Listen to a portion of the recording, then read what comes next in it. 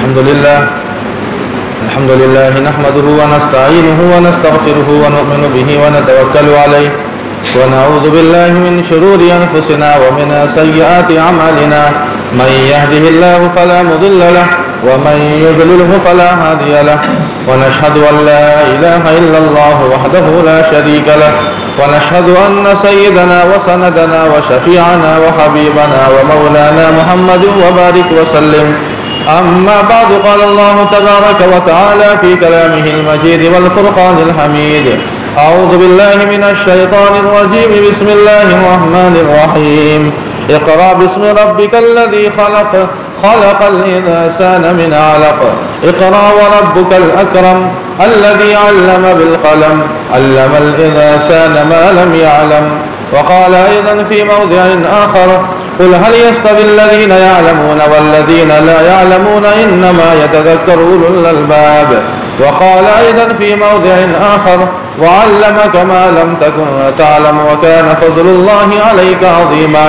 वक़ाल अन्नबिय्यु सल्लल्लाहु अलैहि वसल्लम उतलुबुल इल्म मिनल महदि इलल लहद। वक़ाल अयज़न फ़ी मौदिअइन आख़र तलबुल इल्मि अला फ़रीज़तुन अला कुल्लि मुस्लिम औ कमा क़ाल अलैहि सलातु वस्सलाम। सदक़ल्लाहु मौलानल अज़ीम व सदक़ रसूलुहुन नबियुल करीम व नहनु अला ज़ालिका लमिनश शाहिदीन वश्शाकिरीन वल्हम्दुलिल्लाहि रब्बिल आलमीन। मोहतरम हाज़िरीन जुमा, अज़ीज़ान गिरामी, नौजवानान इस्लाम, हमायरीन शहर और दूर दराज से तशरीफ़ लाए हुए हमारे दीनी ईमानी भाइयों, बुज़ुर्गों और दोस्तों, आज 19 शव्वालुल मुकर्रम 1446 हिजरी मुताबिक 18 अप्रैल 2025 बरोज़ जुमा है। कुरान पाक की चंद आयतें आपके सामने तिलावत की गई है और अल्लाह के नबी अलैहिस्सलातु वस्सलाम की 2 हदीस भी आपके सामने पेश की गई है। ये रमज़ान के बाद तीसरा जुमा है और ये जो महीना है, ये शव्वाल का महीना, हम और आप भी जानते हैं कि मदारिस इस्लामिया के लिए ये तालीमी सेशन कहिए और उसके आगाज़ का एक महीना और साल होता है जो शव्वाल से शुरू होता है। मुकम्मल 1.5-2 महीना की जो छुट्टी होती है शाबान में, और रमज़ान मुकम्मल 1 महीना और शव्वाल का 1 हफ़्ता 10 दिन। उसके बाद जितने भी हमारे कौम के नौनिहाल बच्चे हैं जिनके अंदर इल्म की तलब है और उस प्यास को बुझाने के लिए पूरे मुल्क का सफ़र करते हैं, हमारे बच्चे छोटे छोटे बच्चे हों, चाहे वो हिफ्ज़ के हों, नाज़रे के हों, दीनियात के हों या उसके अलावा आलमियत के हों, पूरे मुल्क का वो सफ़र करते हैं ताकि बेहतरीन और आला तालीम वो हासिल कर सकें। तो ये जो महीना है, ये शव्वाल का महीना, ये मुकम्मल कार्रवाई में ही गुजर जाता है। बहुत सारे ऐसे मदारिस होंगे जहाँ तालीम शुरू हो चुकी होगी और बहुत सारे ऐसे मदारिस हैं जहाँ अभी दाखिले की कार्रवाई चल रही होगी, लेकिन ये पूरा महीना मुकम्मल होते होते हर मदारिस के अंदर हमारे बच्चे जिनको हमने भेजा है, नौनिहाल बच्चों को, वो दाखिला हो जाता है और फिर तालीम शुरू हो जाती है। तो आज के जुमे में इंशाअल्लाह तालीम के ताल्लुक़ से कुछ बातें आपके सामने पेश करनी है, लेकिन उससे पहले मुनासिब है कि वक्फ़ बिल के ताल्लुक़ से कुछ आपको जो ताज़ा तरीन ख़बरें हैं वो मैं आपको पेश करना चाहता हूँ। हालांकि सबको मालूम है और सब जानते हैं कि आखिर मुल्क में क्या कुछ चल रहा है, क्या हो रहा है। सोशल मीडिया का ज़माना है, वो तमाम तस्वीर हो, वीडियोज़ हो, ख़बरें हो, चाहे प्रिंट मीडिया हो, इलेक्ट्रॉनिक मीडिया हो या उसके अलावा जिस सोशल मीडिया हो, इन तीनों मीडियाज़ के ज़माने के सहारे और ज़रिए हम तक वो सारी ख़बरें आती हैं कि आखिर संसद में क्या हो रहा है, कौन सा बिल पास हुआ, अदालत उज़्मा यानी सुप्रीम कोर्ट में क्या मामला चल रहा है, सब के सामने मौजूद है। हम आप जानते हैं कि वक्फ़ बिल के ताल्लुक़ से जो तकरीबन 73 दरख्वास्तें जो अदालत उज़्मा में पेश की गई और 16 और 17 अप्रैल को जिन पर काफ़ी गर्मा गर्म जो है बहस भी हुई है, वो हम सब के सामने है। मुझे मुकम्मल सारी बातें नहीं पेश करनी है, लेकिन चंद अहम नुकात जिन पर काफ़ी देर तक और बल्कि जिन नुकात को मरकज़ बनाया गया, वो कौन से ऐसे नुकात हैं हमें और आपको भी समझना बहुत ज़रूरी है। इसलिए कि हम जब तक इन हालात से, इन बातों से बाखबर नहीं होंगे, वाकिफ़ नहीं होंगे, तो फिर हमारा अगला कदम क्या उठेगा वो हम और आप नहीं उठा सकते हैं। 16 अप्रैल को जिन मुद्दों पर बहस हुई है मैं चाहता हूँ आपको मैं गिना दूँ। नंबर 1 है वक्फ बाय उज़र का। वक्फ बाय उज़र का मतलब होता है कि जो 300-400 साल जो पुरानी वक्फ की जायदाद है, जाहिर बात है जो 14वीं, 15वीं, 16वीं, 17वीं, 18वीं सदी की जो ज़मीनें हैं, जो जायदाद है, जो वक्फ की है, जिन पर हमारी और आपकी कई मस्जिदें जो है बनी है, कई मदारिस बने हुए हैं, कब्रिस्तान है, दरगाहें हैं, मज़ार है, न जाने कितनी इमारतें हैं और कितनी हमारी और आपकी प्रॉपर्टी है जो 300-400 साल पुरानी है, जो सिर्फ इस्तेमाल होते आ रही है। वक्फ बाय उज़र यानी वो इस्तेमाल हो रहा है, कोई वक्फ नामा या रजिस्टर नामा नहीं है। जाहिर बात है कि उस ज़माने में कोई ऐसा सिस्टम नहीं था कि उसको जो है रजिस्टर किया जा सके। तो इस मसले पर काफ़ी बहस हुई है और अदालत उज़्मा ने इस बात पर अफसोस का भी इजहार किया कि ये जितनी भी प्रॉपर्टियाँ हैं वक्फ़ की, जो वक्फ बाय उज़र है, जिनका वक्फ़नामा नहीं है, जो 300-400 साल, आज 50 साल पहले हमारे आबा व अजदाद ने जो ज़मीन हमारे नाम की है उसका कागज़ नहीं है हमारे पास। 14वीं सदी, अब सोचिए ज़रा 15वीं सदी की। तो अदालत उज़्मा ने इस बात पर अफसोस जाहिर किया कि अगर इस तरह का मामला हो तो कितनी सारी जो वक्फ़ की जायदाद है वो सारी की सारी मुसलमानों के हाथ से निकल जाएगी और उससे हमें और आपको हाथ धोना होगा। तो इस पर अफसोस का इजहार किया। और दूसरा जो मामला था वो ये था कि वक्फ बोर्ड में गैर मुस्लिम मेंबरान की तकर्रुरी, इस पर भी अदालत उज़्मा ने सवाल किया कि अगर इस तरह का मामला है तब तो जो दिगर मज़ाहिब की ट्रस्टियाँ हैं उनमें मुसलमानों को भी जगह दी जाए। इस पर भी जो है उन्होंने बात उठाई है, ये भी पेंडिंग में ये मामला है। और उसके अलावा वाक़िफ़ के ताल्लुक़ से एक बात, जो 40 जो तरमीमें की गई है उसमें एक अहम शिक ये भी है कि 5 साल कम से कम मुसलमान होना चाहिए तभी वो वक्फ़ कर सकता है। मिसाल के तौर पर ज़ैद नाम का एक बंदा है जो मुसलमान हुआ, 1 साल हुए अभी, लेकिन 1 साल होने के बाद वो चाहता है कि हम 1 कट्ठा ज़मीन हम किसी मस्जिद को या मदरसे को या किसी गरीब के लिए हम दान कर दें, वक्फ़ कर दें। वो चाहता है, ये उसका हक़ है और ये वक्फ़ एक इबादत है, यानी वो एक तरह की वो इबादत करना चाहता है, वो अपने नाम से, अपने मरहूम के नाम से वक्फ़ करना चाहता है। लेकिन ये जो कानून है ये कह रहा है कि आप वक्फ़ नहीं कर सकते, आपको 5 साल इंतज़ार करना होगा, यानी 5 साल तक आप अपने आप को साबित कीजिए कि हम मुसलमान हैं, उसके बाद ही जो है आप वक्फ़ कर सकते हैं। जबकि ये अपनी इबादत पर जो आज़ादी मिलती है, इबादत करने का, मज़हब पर अमल करने का, उसके सरासर ये गलत है, उसके ख़िलाफ़ है। इस पर भी बहस हुई, उस पर भी अदालत उज़्मा ने अफसोस का इजहार किया। एक और मामला था, वैसे तो बहुत सारे मामलात हैं, हाँ, एक और जो अहम मुद्दा जो उठा वो ये कि मान लीजिए एक कोई वक्फ़ की ज़मीन है, उस पर तनाज़ुर पैदा हो गया, मुसलमानों ने कहा कि ये मस्जिद की ज़मीन है और किसी दूसरे ने कहा कि ये सरकारी ज़मीन है। अब ये तनाज़ुर की जो शक्ल है, इसका जो हल बताया है, यानी इस कानून में वो एक हल है, वो ये है कि कलेक्टर के ज़रिए यानी DM के ज़रिए तहक़ीक़ात होगी और वो तहक़ीक़ चाहे 2 महीना चले या 2 साल चले या 2 हफ्ता चले, वो तहक़ीक़ उतने दिनों तक वो वक्फ़ मानी नहीं जाएगी। यानी मान लीजिए हम ये 50 साल से इस मस्जिद में हम नमाज़ पढ़ रहे हैं, लेकिन अल्लाह न करे अगर किसी ने सरकारी ज़मीन होने का दावा कर दिया तो अब ये जब तक तहक़ीक़ात चलेगी DM के ज़रिए से तब तक ये वक्फ़ की ज़मीन नहीं रहेगी। वक्फ़ की ज़मीन न रहने का मतलब ये है कि 2 साल या 2 महीना या 2 हफ्ता जब तक भी कार्रवाई या तहक़ीक़ात चलेगी तब तक ये वक्फ़ की ज़मीन नहीं, यानी मस्जिद नहीं, ताला लग जाएगा।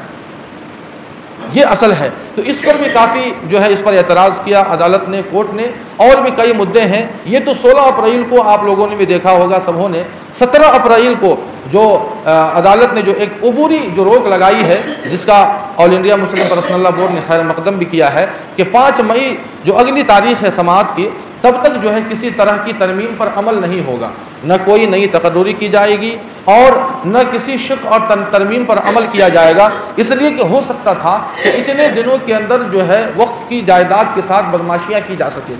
इधर वक्फ़ बिल पास हुआ नहीं और आपने देखा होगा कि कई वक्फ़ की जायदाद के साथ जो है नाइंसाफ़ी की गई, कई को मुनहदम कर दिया गया, कई मदारिस, कई मस्जिदें न्यूज़ के ज़रिए आपने देखा भी होगा। लेकिन फ़िलहाल अदालत उज़्मा ने रोक लगा दी है कि वक्फ़ की जो भी जायदादें हैं अबूरी तौर पर उस पर रोक लगा दी है। अगले हुक्म के आने तक उस पर किसी तरह की कोई जो है तरमीम नहीं की जाएगी, उसकी हैसियत को नहीं बदला जाएगा। जो जिस हैसियत पर है उसी हैसियत पर वो ज़मीन रहेगी और कोई नई तकर्रुरी भी नहीं होगी। हो सकता है कि हुकूमत अपने मंशा के मुताबिक किसी अपने आदमी को तकर्रुर कर दे और उसे जो है वहाँ जो है भेज दे और उसके ज़रिए से तसर्रुफ़ किया जा सके। तो इसलिए सारी इन चीज़ों पर रोक लगा दी है। बस ज़रूरत इस बात की है कि ये जो वक्ती जो हुक्मनामा या रोक लगा है, हम और आप इस बात के लिए हमारी और आपकी ज़िम्मेदारी है। और ख़ुसूसन मुस्लिम पर्सनल लॉ बोर्ड ने इस बात का इजहार भी किया है कि जब तक मुकम्मल कामयाबी नहीं मिलती है तब तक ये मेहनत इंशाअल्लाह जारी रहेगी। हम और आप दुआ भी करें कि अल्लाह पाक जो है खैर का मामला फ़रमाए, जो भी, इसलिए कि ये बड़ा संगीन मामला है।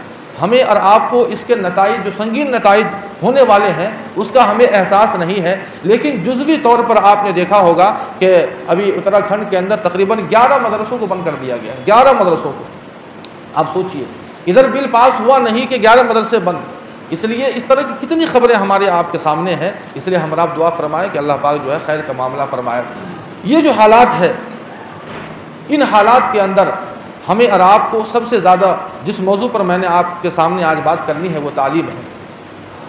हर इंसान ये चाहता है कि हमें इज़्ज़त मिले। हर इंसान इज़्ज़त का ख्वाह है। कोई इंसान ऐसा नहीं है जो ये ना चाहता हो कि उसे इज़्ज़त ना मिले। लेकिन दुनिया के अंदर अगर हम और आप गौर करेंगे तो हमें और आपको मालूम होगा कि इज़्ज़त पाने के लिए 3 ही रास्ते हैं, या तो दौलत है, या ओहदा है, या इल्म है। अगर आपके पास दौलत है, आपके पास मालो दौलत है, तो समाज के अंदर आपकी खूब इज़्ज़त होगी, लोग आपको सलाम करेंगे।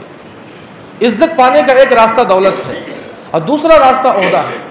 आपको बड़ा ओहदा मिल गया, पोस्ट मिल गया, बड़ा ओहदा मिला, पोस्ट मिल गया, लोग आपकी इज़्ज़त करेंगे, सलाम करेंगे।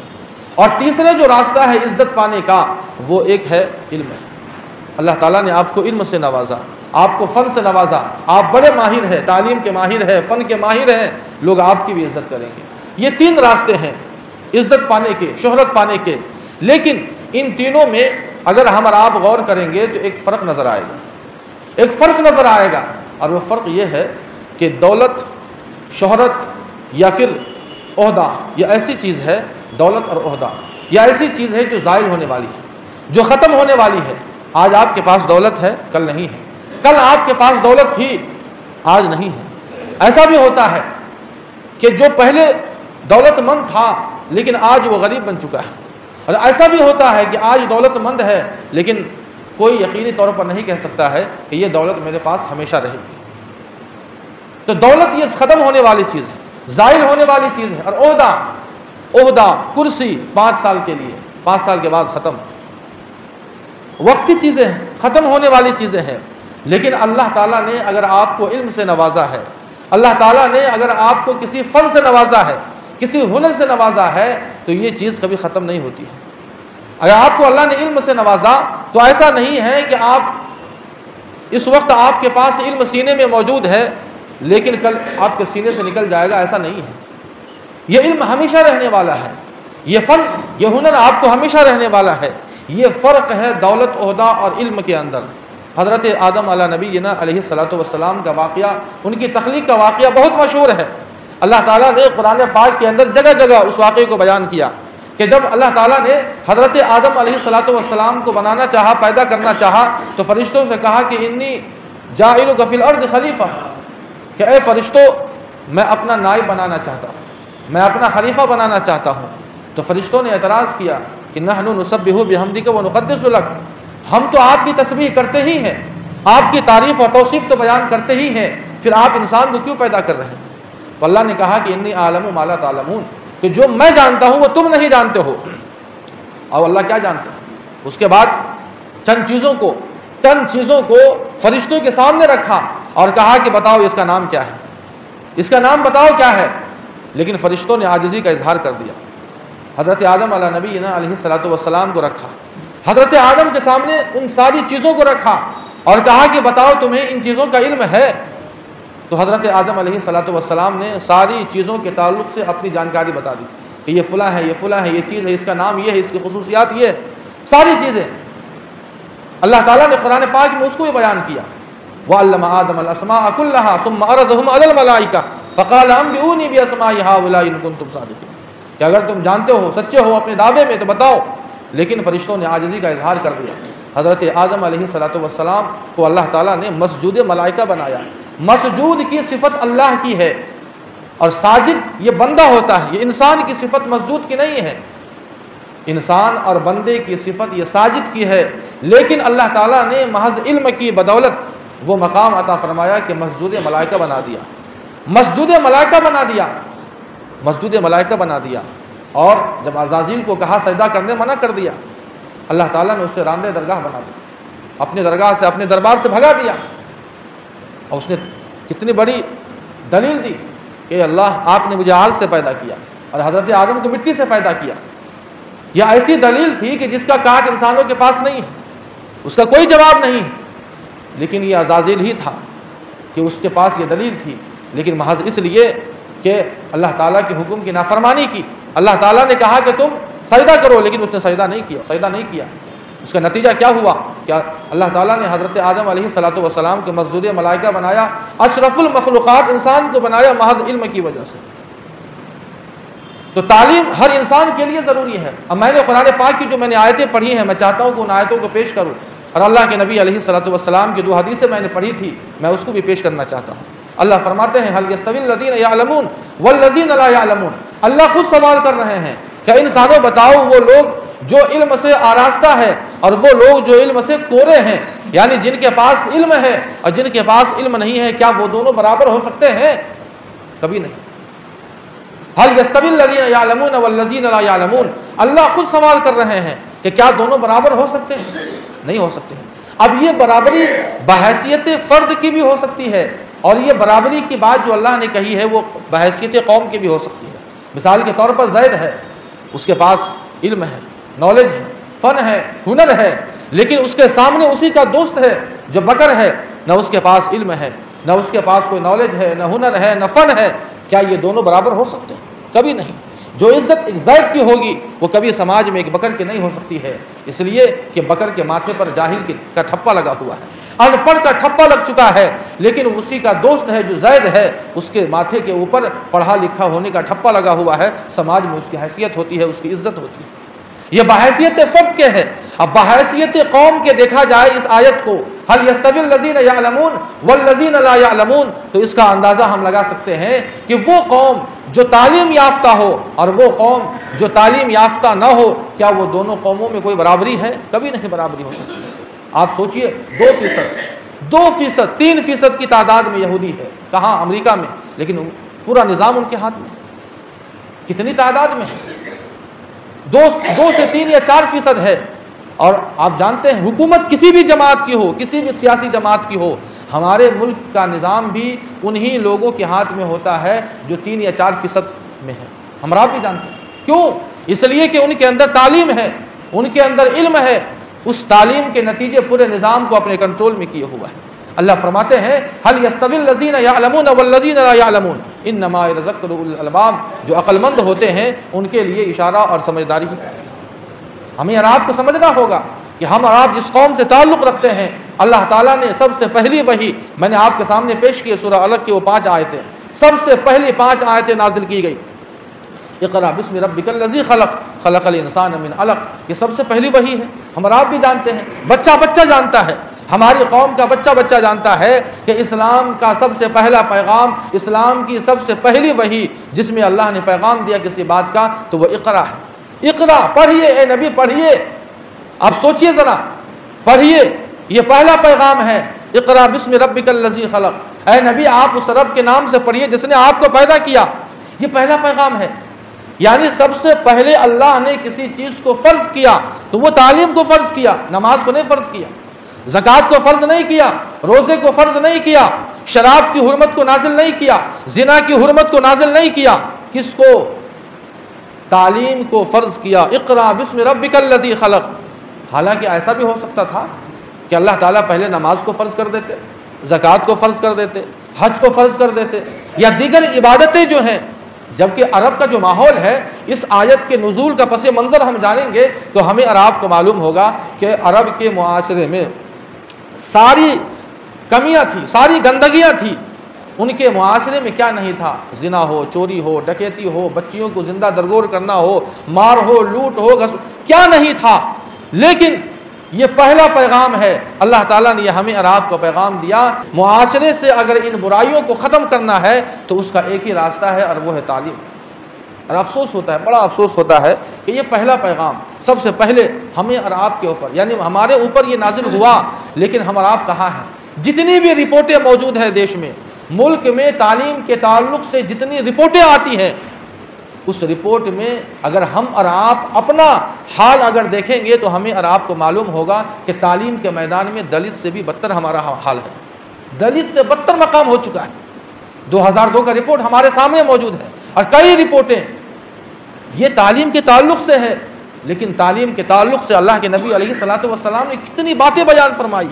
अल्लाह के नबी फरमाते उतलुबुल इल्म मिनल महदी इलल लहद, कि बचपन से लेके 55 तक तुम्हें इल्म हासिल करना है। उतलुबुल इल्म, इल्म हासिल करो कब से, मिनल महदी, महद के माने आते हैं माँ का गोद, यानी बचपन से लेके लहद तक, लहद के माने कब्र, यानी पूरी ज़िंदगी। बुढ़ापे में भी इल्म हासिल करने को कहा गया।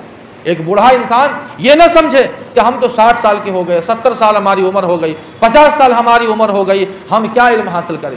आपको अगर कुरान पढ़ना नहीं आता तो ये अल्लाह के सामने ये उज़्र नहीं चलेगा।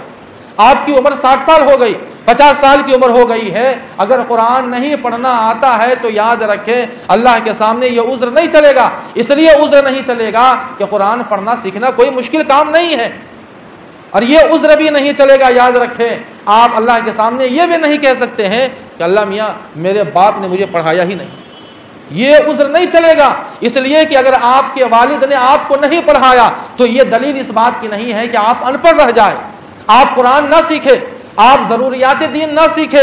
ये दलील इसलिए नहीं चलेगी कि जब आपके वालिद इस दुनिया से जा रहे थे तो आपके वालिद ने आपके लिए पक्का मकान बनाकर नहीं दिया।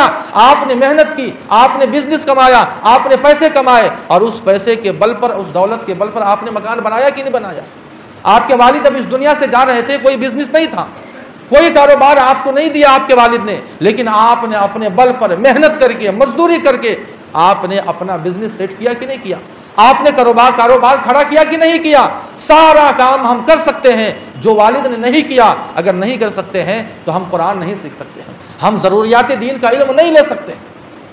अल्लाह के नबी क्या कहते हैं, उतलुबुल इल्म मिनल महदी इलल लहद, कि उम्र, इल्म हासिल करने की कोई उम्र नहीं है, कोई सीमा नहीं है। अगर एक तरफ हमारा बच्चा 10 साल का इल्म हासिल करे तो दूसरी तरफ 40 साल का उसका बाप भी और 70 साल का उसका दादा भी इल्म हासिल करे।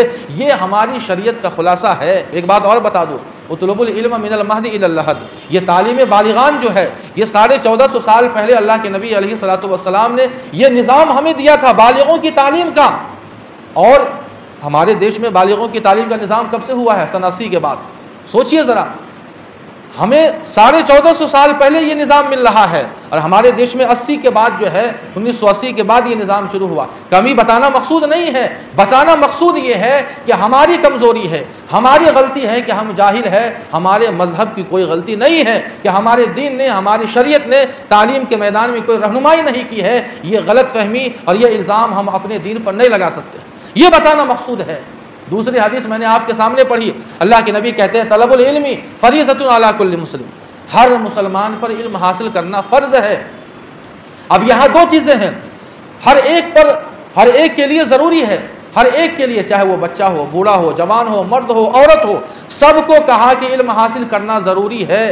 जैसे नमाज ज़रूरी है, रोज़ा ज़रूरी है, ज़कात देना ज़रूरी है, हज अगर आपके ऊपर फ़र्ज़ है तो हज करना ज़रूरी है। क्या मतलब ज़रूरी का? फ़र्ज़ का मतलब ये नहीं है कि हमने किया तो बहुत अच्छा और नहीं किया तो कोई गुनाह नहीं, ऐसा नहीं है। फ़र्ज़ का मतलब ये होता है कि अगर हम करेंगे तो हमें उस पर अज्र मिलेगा, अगर नहीं करेंगे तो उसके लिए सज़ा मुकर्रर है। आपने वो हदीस नहीं सुनी है कि अगर कोई बंदा एक वक्त की नमाज छोड़ता है तो उसे एक हुक्म जहन्नम में जलाया जाएगा। और एक हुक्म की मिक़दार क्या बताई मुफस्सिरीन ने? 83,000 साल एक नमाज छोड़ने का। यानी कहने का मकसद ये है कि सज़ा मुतय्यन है। वल्लज़ीना यकनिज़ून ज़हब वल फ़िज़्ज़ा, रमज़ान के महीने में आपने इस आयत की तफसीर सुनी होगी कि ज़कात न देने पर सज़ा मुतय्यन है। इसी तरह अगर हम इल्म हासिल ना करें, ज़रूरियात दीन हासिल ना करें, कुरान पढ़ना ना सीखें, तो अल्लाह फरमाते कि ये फ़र्ज़ था और फ़र्ज़ के छोड़ने पर हमारे लिए सज़ा भी मुतय्यन है। और सबके लिए कहा तलबुल इल्म फरीज़तुन अला कुल्ल मुस्लिम, हर एक के ऊपर फ़र्ज़ है। और आपको मालूम है इसी को कहते हैं सर्व शिक्षा अभियान। सर्व शिक्षा अभियान 2000 ईस्वी के बाद शुरू हुआ और अल्लाह के नबी ने इसका निज़ाम कब दिया? 1450 साल पहले। सोचिए ज़रा, जो निज़ाम 2000 के बाद शुरू हो रहा है, अल्लाह के नबी अलैहिस्सलातु वस्सलाम ने हमें उसी निज़ाम की तालीम और रहनुमाई कब कर रहे हैं? 1450 साल पहले। 1450 साल पहले। और यूएनओ ने जो एक मिशन जारी की है, और उस मिशन का मकसद ये है कि हर एक को विश्व साक्षरता मिशन, इस तरह का नाम आता है, वही तो है ये तलबुल इल्मी फरीज़तुन अला कुल्ल मुस्लिम। क्या है? यही तो है जो ये अब 60 साल या 20 साल 25 साल से दुनिया वाले जो निज़ाम हमें दे रहे हैं। अल्लाह के नबी अलैहिस्सलातु वस्सलाम ने 1450 साल पहले हमें वो निज़ाम दिया था। कहाँ हम खड़े हैं तालीम के मैदान में? दलित से बदतर हमारा हाल हो चुका है। और ये वाहिद एक रास्ता है कामयाबी का। और याद रखें, जिस दिन हमारे अंदर अगर तालीम 100% तालीम आ जाएगी, ये जो हालात हम देखते हैं ना, इंशाअल्लाह वो हालात रुक जाएंगे। और ये ज़माना आया है, आपको बड़ा ताज्जुब हो रहा होगा कि मुसलमान और 100% तालीम। एक अंग्रेज़ी मुअर्रिख़ ने लिखा है, जो अंग्रेज़ी किताब है, मौलाना ज़फ़र अली ख़ान साहब जो ज़मींदार जो एक पेपर है उसके एडिटर थे, उन्होंने उसका उर्दू में तर्जुमा किया है। तालीमी कैफियत और मुसलमान, इस तरह का तर्जमा है। उस अंग्रेज़ मुअर्रिख़ ने लिखा है अपनी किताब के अंदर कि स्पेन में 450 साल तक मुसलमानों में कोई भी जाहिल नहीं था। सारे के सारे पढ़े लिखे लोग थे। और वो छोड़ दीजिए, तो पुरानी बातें हो गई। मैं ताज़ा बात कह रहा हूँ, अभी की बात कह रहा हूँ। केरला स्टेट को कौन नहीं जानता? एक ज़िला है मल्लापुरम, 73% वहाँ मुसलमान रहते हैं। और उस ज़िले ने मुकम्मल 100% तालीम का निशान मुकम्मल कर लिया। इसका मतलब ये है कि उस ज़िले के मुसलमान 100% तालीम याफ्ता है। किसने कहा? हम और आप भी तालीम के 100% निशान को मुकम्मल कर सकते हैं, लेकिन ज़रूरत इस बात की है कि हमें और आपको फ़िक्र करनी होगी। आज हमारा और आपका क्या हाल है? हमारा बच्चा अगर दुनियावी एतबार से देखा जाए तो मैट्रिक और इंटर के बाद तो कोई आगे बढ़ ही नहीं पाता। इंटर होना बड़ा मुश्किल हो जाता है। बीए किसको कहते हैं? ग्रेजुएशन क्या है? बीए एमए क्या है? वो हमारे यहाँ तो बच्चे इतने दूर हैं। आप आला तालीम कहाँ से हासिल करेंगे? पूरे देश में आपके कितने डॉक्टर हैं? आपके मामला जब अदालतों में जाते हैं तो आपकी तरफ से कौन बात करेगा? आपके पास न वकील है, न जज है, न आपके पास ऐसे लोग हैं। आला तालीम के लिए का हासिल करना हमारे और आपके लिए ज़रूरी है। आप सिर्फ दीनी तालीम की मैं बात नहीं कर रहा हूँ। आप एक तरफ अपने बच्चे को जहाँ हाफिज़ बनाते हैं, जहाँ आलिम बनाते हैं, जहाँ दीन की बुनियादी जो तालीम है वो दिलवाते हैं, ज़रूरी है कि हम और आप दुनियावी तालीम के अंदर भी आला तालीम अपने बच्चे को दो। 2017 की बात है, गालिबन 2017 या 18 है, 17 ही है शायद। हज़रत अमीर शरीयत मुफ़क्किर इस्लाम हज़रत मौलाना वली रहमानी साहब नव्वरल्लाहु मरक़दहू यहाँ आए हुए थे मधुबनी। एक प्रोग्राम था, तो हज़रत ने कहा कि लोग मुझसे ये कहते हैं कि रिज़र्वेशन मुसलमानों को दिलाइए, रिज़र्वेशन दिलवाइए, मुसलमानों को हर मैदान में रिज़र्वेशन मिलना चाहिए। तो हज़रत ने कहा कि ये सरकारी ये जो मदद, ये रिज़र्वेशन जो है, इसे लेने की क्या ज़रूरत है? उन्होंने कहा कि अगर हमारी कौम का हर फ़र्द इतना इल्म हासिल कर ले और इतनी तालीम अपने अंदर ले ले और आला तालीम पर फाइज हो जाए हर मैदान के अंदर, तो रिज़र्वेशन की क्या ज़रूरत है? उन्होंने कहा कि आप खुद रिज़र्वेशन पैदा कीजिए, यानी आपके अंदर वो हुनर हो, वो कला हो, वो आला तालीम हो कि आपको हर मैदान में जगह मिल सके, हर मैदान में आपको जगह मिल सके। लेकिन नहीं है, न हमारे पास सियासी शऊर है, न हमारे पास तालीम की महारत है, न ऐसे लोग मौजूद है, नहीं है। इसलिए ज़रूरत इस बात की है कि हमें और आपको समझना होगा, हमें और आपको इस बात का को समझना होगा कि आखिर हम दुनियावी तालीम हो या दीनी तालीम हो, हम अपने बच्चों को कैसे आगे बढ़ाएं, कैसे हमारा बच्चा आला तालीम हासिल कर ले। और सबसे अहम बात यह है कि तालीमी सिलसिले का इनक़िता, ये सबसे ज़्यादा रिपोर्ट ये कह रहा है कि मुसलमानों में है। यानी तालीमी सिलसिले को जो बंद किया जा रहा है, मैट्रिक और इंटर के बाद बच्चा हमारा हाफिज़ नहीं बनता है कि वो किसी और मैदान में चला जाता है, यहाँ सही से इंटर नहीं कर पाता है कि हम और आप कमाने के लिए भेज देते हैं। ये जो इनक़िता है, ये जो बंदिश हो रही है, ये सबसे ज़्यादा हमारे अंदर मौजूद है। दो रास्ते में बता रहा हूँ, दो बातें, बस ये दो बातें बताकर मैं ख़त्म कर दूंगा। ये जो इनक़िता हो रहा है, ये जो बंदिश हो रही है, रोकने के लिए दो अहम काम। सबसे पहली बात, जो गार्जियन हजरात हैं, जो वालिदैन हैं, उसे समझना होगा कि हम सूखी रोटी, नमक रोटी खाएंगे, लेकिन अपने बच्चे को जाहिल नहीं बनाएंगे। अपने बच्चे की तालीम को नहीं रोकेंगे, उसे जारी रखेंगे। ये पहली बात है। और दूसरी बात ये है कि अगर कोई समाज का ऐसा बच्चा जिसकी माली हालत कमज़ोर है और आपकी माली हालत अगर मजबूत है, तो उस समाज की जिम्मेदारी है कि हम बच्चे को ही मदद करें, हम बच्चे को मदद दें। या हम अपने तौर पर मदद नहीं दे सकते हैं तो आज तो हुकूमत की तरफ से ऐसी प्लानिंग हो रही है कि तालीम को मुफ्त किया जा रहा है और इतने पैसे दिए जा रहे हैं, तो कम से कम हम रहनुमाई कर दें ताकि वो बच्चा जो तालीम को बंद करने वाला था वो तालीम को बंद न करे और वो तालीमी सिलसिले को आगे बढ़ाए रखे। उम्मीद है कि जो भी अहम बातें आपके सामने आई है इंशाअल्लाह उन बातों पर हम अमल करेंगे। अल्लाह पाक से दुआ है कि अल्लाह पाक इन बातों पर अमल की तौफीक अता फरमाए। व आखिर दावाना अनिल हम्दुलिल्लाहि रब्बिल आलमीन।